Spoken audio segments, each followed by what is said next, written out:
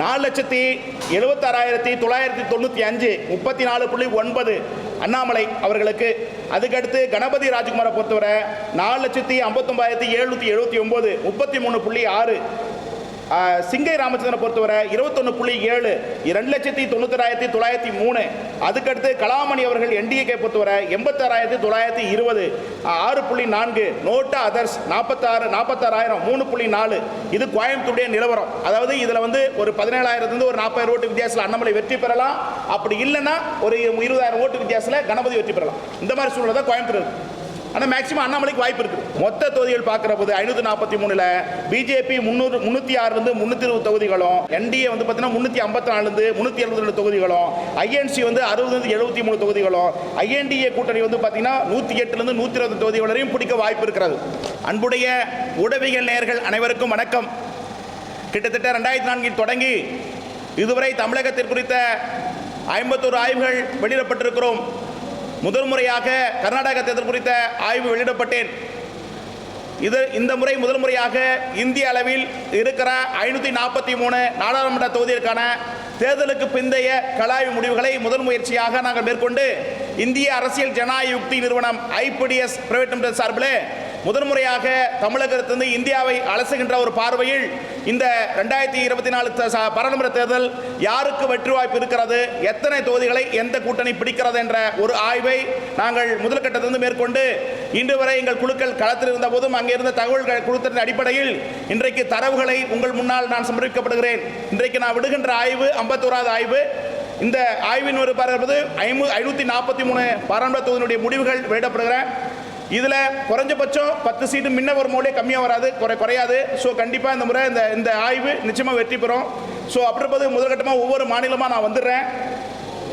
ஆந்திர பிரதேஷ் லோக்சபா பார்த்தீங்கன்னா என்டிஏ மொத்த சீட்டு வந்து 25 சீட்டு. என்டிஏ வந்து 14 சீட்டு பிடிக்க வாய்ப்பு இருக்கிறது. ஐஎன்டிஏ கூட்டணி நில். அதர்ஸ் 6 9 பிடிக்க வாய்ப்பு இருக்கிறது. ஸ்டேட் பார்ட்டி வைஸாக பார்க்குற போது டிடிபி வந்து பார்த்தீங்கன்னா 10 12 தொகுதிகளும், ஒய்எஸ்ஆர்சிபி 6 9 தொகுதிகளும், பிஜேபி 2 3 தொகுதிகளும், ஜேஎஸ்பி 1 தொகுதியும் பிடிக்க வாய்ப்பு இருக்கிறது. இது ஆந்திராத்தினுடைய கள நிலவரம். அடுத்தபடியாக அருணாச்சல பிரதேசம் என்டிஏ நெல்லு, ஐஎன்டிஏ நெல்லு, அதர்ஸ் நெல்லு, பிஜேபி மட்டும் 2 பிடிக்க வாய்ப்பு இருக்கிறது. அசாம் லோக்சபா மொத்த சீட்டு 14. என்டிஏ வந்து 2 3 சீட்டு பிடிக்க வாய்ப்பு இருக்கிறது. ஐஎன்டிஏ நில்லு, அதர்ஸ் நில்லு. அந்த இடத்துல ஸ்டேட் பார்ட்டின்னு பார்க்குற போது பிஜேபி 10 11 தொகுதிகளும், ஐஎன்சி 2 தொகுதிகளும், ஏயுடிஎஃப் 1 2 தொகுதிகளும், அதர்ஸ் வந்து நில்லு. அப்புறம் பீகார் லோக்சபா தேர்தலில் வந்து பார்க்குற போது 40 தொகுதிகளில் என்டிஏ வந்து 18 21 தொகுதிகளும், ஐஎன்சி நில்லும். அதுக்கடுத்து ஐஎன்டிஏ கூட்டணி வந்து பார்த்தீங்கன்னா 4 8 தொகுதிகளும், அதர்ஸ் வந்து நில்லு. அதில் பிஜேபி 14 5 தொகுதிகளும், ஜேடியு 9 11 தொகுதிகளும், எல்ஜேபி 2 4 தொகுதிகளும், ஆர்ஜேடி 2 4 தொகுதிகளும், அதர்ஸ் வந்து நில்லு. அப்புறம் வந்து சத்தீஸ்கர் மொத்த தொகுதிகளும் 11 தொகுதிகள். என்டிஏ வந்து பார்த்தீங்கன்னா நில்லு, ஐஎன்டிஏ நில்லு, அதர்ஸ் நில்லு. பிஜேபி வந்து 6 11 தொகுதிகள் பிடிக்க வாய்ப்பு இருக்கிறது. ஐஎன்சி 5 தொகுதிகள் பிடிக்க வாய்ப்பு இருக்கிறது. அதர்ஸ் வந்து யாரும் இல்லை. அப்புறம் கோவா லோக்சபா வந்து பார்த்தீங்கன்னா 2 பாராளுமன்ற தொகுதிகள். அதில் பிஜேபி 1 2, அப்படி இல்லைன்னா காங்கிரஸ் வந்து பார்த்தீங்கன்னா 1 தொகுதி பிடிக்க வாய்ப்பு இருக்கிறது. அப்புறம் குஜராத்தை பொறுத்தவரை பார்க்குற போது மொத்த தொகுதிகள் 26 தொகுதி. அதில் பிஜேபி 26 தொகுதி வெற்றி பெற வாய்ப்பு இருக்கிறது. அப்புறம் ஹரியானா லோக்சபா தொகுதியில் வந்து பார்க்குற போது என்டிஏ வந்து நில்லு, ஐஎன்டிஏ நில்லு, அதர்ஸ் நில்லு. அந்த இடத்துல பிஜேபி 4 7 தொகுதிகளும், ஐஎன்சி 3 6 தொகுதிகளும், பொது எதுவுமே இல்லை. இமாச்சல பிரதேசம் என்டிஏ நில்லு, ஐஎன்சி நில்லு, ஐஎன்டிஏ நில்லு, அதர்ஸ் நில்லு.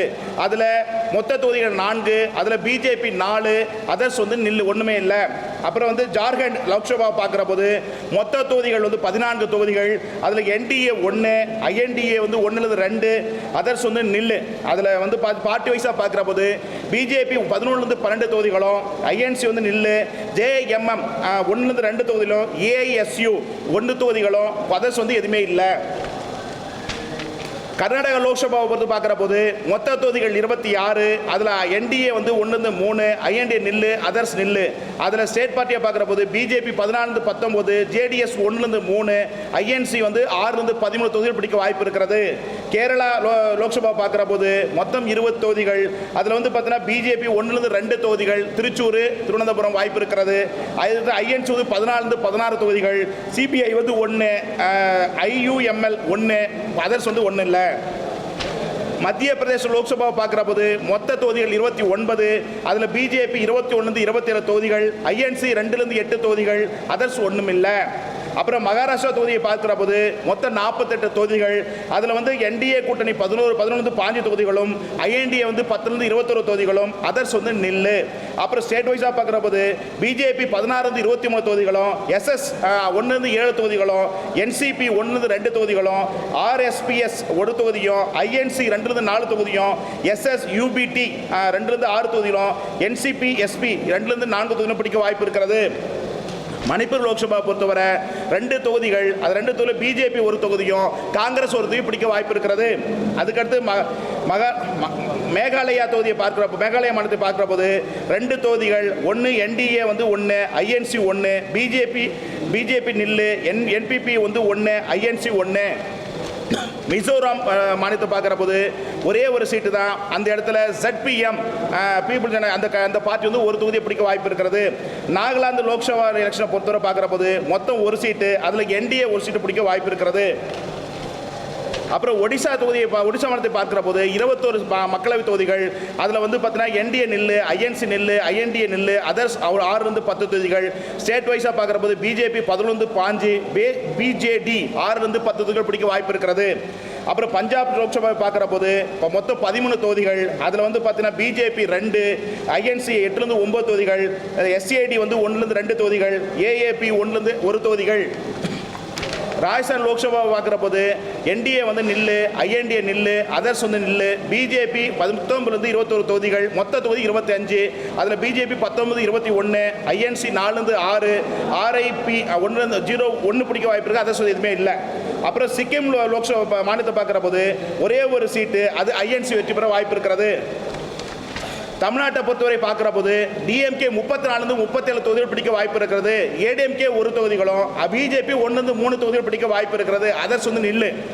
அதுக்கடுத்து தெலுங்கானா லோக்சபா பார்க்குற போது NDA நில்லு, INDA நில்லு, அதர்ஸ் 1, பிஜேபி 7, மொத்த தொகுதியில் 17, அதில் வந்து 7லேருந்து 11 தொகுதிகள் பிஜேபி, INC 5லேருந்து 9 தொகுதிகள், BRS 1லேருந்து 2 தொகுதிகள், AAM வந்து 1 தொகுதி பிடிக்க வாய்ப்பு இருக்கிறது.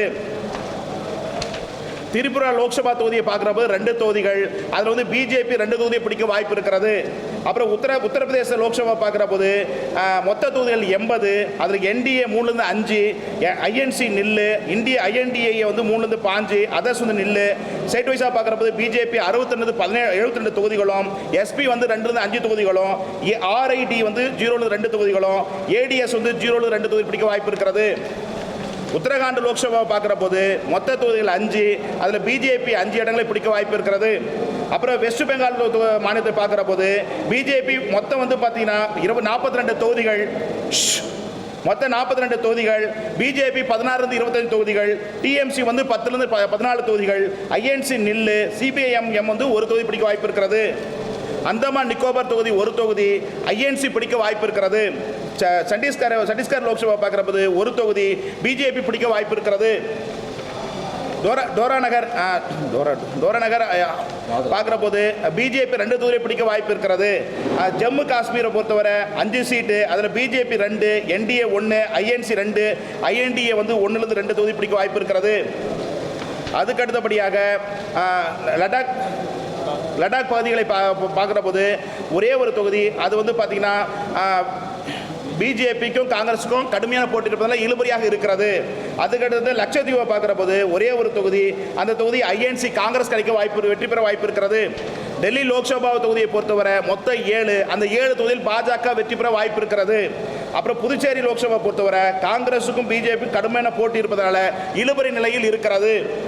மொத்த தொகுதிகள் பார்க்குற போது 543, பிஜேபி 306லேருந்து 320 தொகுதிகளும், NDA வந்து 300 கூட்டணி, NDA வந்து பார்த்தீங்கன்னா 354லேருந்து 372 தொகுதிகளும், INC வந்து 60லேருந்து 73 தொகுதிகளும், INDA கூட்டணி வந்து பார்த்தீங்கன்னா 108லேருந்து 120 தொகுதிகள் வரையும் பிடிக்க வாய்ப்பு இருக்கிறது.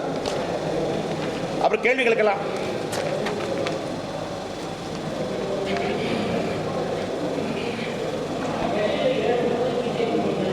ஏன்னா டெல்லி இல்ல, அங்க மக்கள் மத்தியில் பெரிதளவு தாக்கம் இல்லை. குறிப்பாக ஓட்டு பெறுதல் இருக்கிற போது அந்த இடத்தில் பாஜக வெற்றி பெற வாய்ப்பு இருக்கிறது. அடுத்து என்னங்க ஓவரால் மொத்தம் பார்த்தீங்கன்னா பிஜேபி 306 320 தொகுதிகள் வெற்றி பெற வாய்ப்பு இருக்கிறது. கூட்டணியாக பார்க்குறப்ப என்டிஏ கூட்டணி 354 372 தொகுதிகள் வெற்றி பெற வாய்ப்பு இருக்கிறது. ஐஎன்சி காங்கிரஸ் இண்டிவிஜுவலாக பார்க்குற போது 60 73, கூட்டணியாக பார்க்குற போது 108 125 தொகுதிகள் பிடிக்க வாய்ப்பு இருக்கிறது.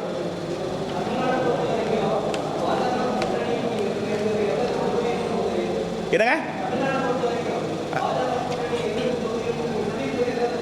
இல்ல, அது தொகுதி 3 தொகுதிகள் 1லிருந்து 3 தொகுதிகள் பிடிக்க வாய்ப்பு இருக்கிறது. ஒன்னே ஒன்று சொல்றேன், மீதி எல்லாம் இதுல மீதி ஒன்னே ஒரு கோயம்புத்தூர் மட்டும் எதிர்பார்ப்பீங்க, அது மட்டும் சொல்றேன். இப்படி வரும் என்ற யுகம் கொஞ்சம் முன்ன பின்ன ஒரு 10,000 ஓட்டு முன்ன பின்ன இருக்கும் போலே அண்ணாமலை அவர்கள் பார்த்தீங்கன்னா 4,76,995 34.9 அண்ணாமலை அவர்களுக்கு. அதுக்கடுத்து கணபதி ராஜ்குமாரை பொறுத்தவரை 4,59,779 33.6. சிங்கை ராமச்சந்திரனை பொறுத்தவரை 21.7 2,91,903. அதுக்கடுத்து கலாமணி அவர்கள் என்டிஏ பொறுத்தவரை 86,920 6.4. NOTA others 46,000 3.4. இது கோயம்புத்தூருடைய நிலவரம். அதாவது இதுல ஒரு 17,000 ஒரு 40,000 ஓட்டு வித்தியாசத்தில் அண்ணாமலை வெற்றி பெறலாம். அப்படி இல்லைன்னா ஒரு 20,000 ஓட்டு வித்தியாசத்தில் கணபதி வெற்றி பெறலாம். இந்த மாதிரி சூழ்நிலை தான் கோயம்புத்தூர் இருக்கு. ஆனால் மேக்சிமம் அண்ணாமலைக்கு வாய்ப்பு இருக்குது.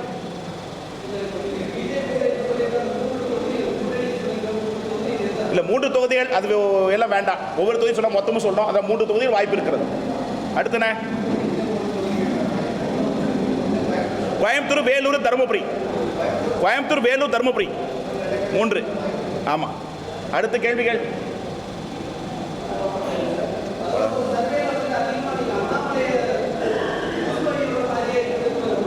அண்ணாமலையும் உண்ணாமலைங்க நான் எங்க பூஸ்ட் பண்ணி எனக்கு தலையெழுத்தா? இது ஒரு கார்பரேட் கம்பெனி. அப்படின்ற போது அந்த லிமிடெட் கம்பெனி சார்பில் கிட்டத்தட்ட 25 ஆண்டுகள் அந்த ஃபீல்டு இருக்கேன். 2004 இருக்கேன். அப்புறம் அப்படின்னா திமுக வெற்றி பெற திமுகன்னு சொல்ல முடியுமா? அப்படி கிடையாது. களத்தில் யாருக்கு வாய்ப்பு இருக்கிறதோ அது சொல்றேன். இப்போ இளைஞர்கள் மத்தியில் அண்ணாமலை சீமான் மீதான ஒரு தாக்கம் உருவெடுத்துக்கிறது. அதுல தேசிய கட்சியில இருப்பதனால அண்ணாமலை கொஞ்சம் வாய்ப்பு இருக்கு, அவ்வளவு, வேற ஒன்றும் இல்லை. சரியா? வேற தொகுதிக்கு குறைஞ்சபட்சம் 300 கிட்டத்தட்ட 700 சூழ்நிலைக்கு ஏற்ற மாதிரி எடுக்கப்பட்டிருக்கோம். எங்க டீம் இன்னும் களத்தில் இருக்காங்க. அவங்க கொடுக்குற தரவுகள் அடிப்படையில் தான் நாங்கள் வெளியிடுறோம். இல்லத்துல எக்ஸிட் எந்தெந்த தொகுதி வெற்றி வாய்ப்பு மட்டும் தான் இது பண்ணியிருக்கு. இப்போ சட்டமன்றம் நம்ம பாராமரியம் தமிழ்நாடு சொல்லுவோம், அது மாதிரி இல்லை. அடுத்து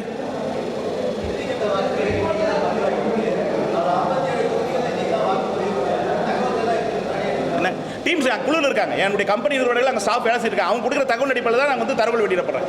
ஏன்னா எக்ஸிட் போல் மற்ற நிறுவனம் வெளியிடுறது, அது போல தமிழகத்திலிருந்து முதல் முறையாக நான் எங்கள் நிறுவனத்தை சார்பில் வெளியிடப்படுறேன். ஸோ எங்கள் டீம் களத்தில் இருக்காங்க. இப்போ ஏழாங்கட்ட எலெக்ஷனில் கூட அங்கே களத்தில் இருக்காங்க. அவங்க கொடுக்குற தகவலின் அடிப்படையில் தான் இந்த தொகுதியில் யாருக்கு வெற்றி வாய்ப்பு தான் வெளியிடப்படுறேன்.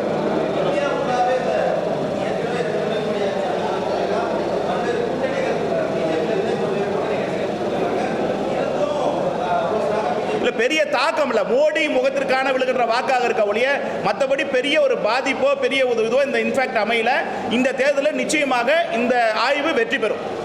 நன்றி. இதுதான் ஃபைனல் ரிசல்ட். அதாவது பிஜேபி இண்டிவிஜுவலா பாத்தீங்கன்னா காமிச்சேன்.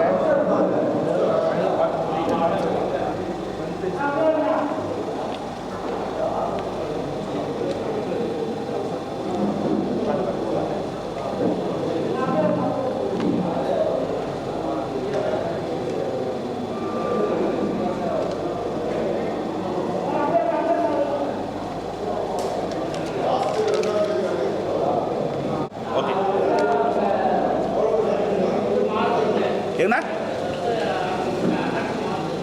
எங்க எப்படின்னா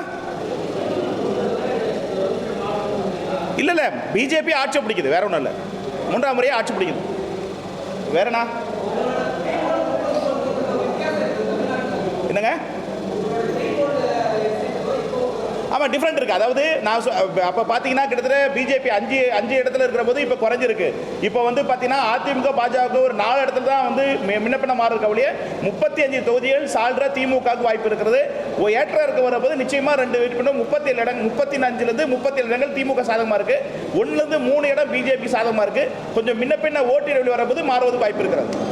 ஸோ என்ன நான் சொன்னதுல இருந்து ஒரு 2 சீட்டு மாறுறது வாய்ப்பு இருக்கு.